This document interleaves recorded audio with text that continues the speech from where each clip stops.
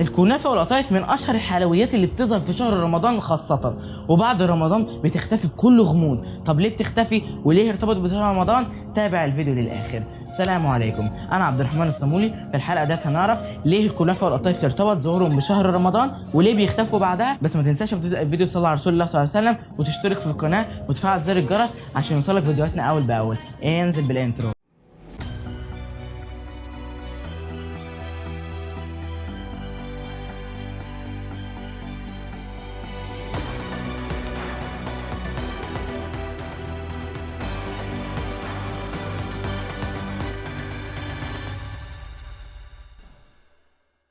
الكنافة والقطايف أشهر الأطعمة الرمضانية التي ترتبط ارتباطا وثيقا بشهر الصوم اللي هو شهر رمضان، ويعود سر ارتباط الكنافة والقطايف برمضان لاحتوائهما على بعض الفوائد الغذائية، بحيث إن الكنافة بتعوض الجسم ما يفقده من احتياجات أساسية أثناء الصيام من سكريات وسمنة الكنافة والحاجات دي، بينما القطايف عكس الكنافة عشان بتحتوي على مواد بتساعد على الهضم، علشان كده بينصح تناول القطايف بعد الفطار. وهذه الحلويات استطاعت أن تضرب بجذورها في المجتمعات العربية وخصوصا مصر وبلاد الشام، حيث لها تاريخ طويل جدا وخصوصا في مصر. وكانت بتعد الكنافة زينة موائد الملوك والأمراء أيام زمان، وأصل تسميتها بالمعنى الحالي يرجع إلى الدولة الفاطمية. وقد بدأت الكنافة طعاما للخلفاء، وتشير الروايات إلى أن أول من قدم له الكنافة هو معاوية بن أبي سفيان حينما كان واليا على الشام، وكان عبارة عن طعام للسحور لتمنع عنه الجوع الذي كان يشعر به. وقد قيل في بعض الكتب إنها كانت بتصنع خصيصا لمعاوية بن أبي سفيان هي والقطائف. وقال بعض الرواه إلى أن معاوية بن أبي سفيان هو الذي صنعها بنفسه وأطلق عليها لقب كنافة معاوية. واتخذت الكنافة مكانتها لأنواع الحلوى التي ابتدعها الفاطميون، ومن لا يأكلها في الأيام العادية لابد أن يتناولها خلال رمضان، وأصبحت بعد ذلك من العادات المرتبطة بشهر رمضان في العصر الأيوبي والمملوكي والتركي والحديث والمعاصر كمان، وباعتبارها طعاما لكل غني وفقير مما أكسبها طابعها الشعبي. والكنافة ثلاثة أنواع، الأولى بتسمى كنافة الشعر، وذلك لخيوط الكنافة الرفيعة تماما مثل الشعر، وهي الأشهر لربات البيوت. والنوع الثاني اللي هي الكنافه اليدوي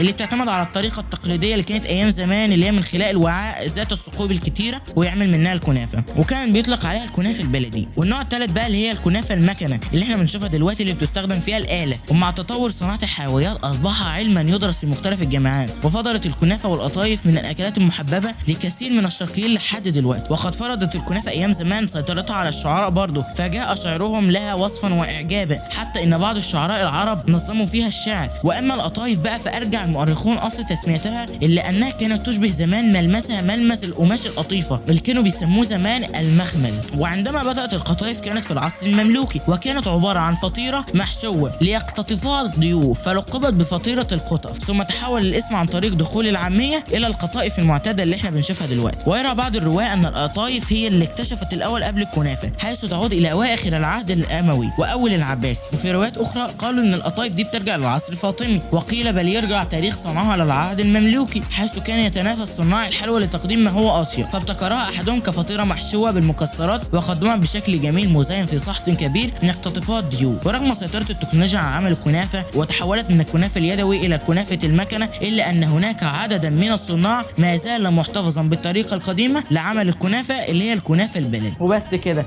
وده تاريخ الكنافه والقطايف. وهتفضل الكنافه والقطايف لها تاريخ كبير جوه كل قلب، وكل الناس بتحبها على مستوى مصر وعلى الشرق الاوسط كله. وبس كده، ولو عجبك الفيديو ما تنساش تدوس لايك وتشترك في القناه وتفعل زر الجرس عشان يوصلك فيديوهاتنا اول باول. ولو عندك سؤال من حضرتك اكتبوا لي تحت في التعليقات وانا هعمل فيديو عنه. سلام.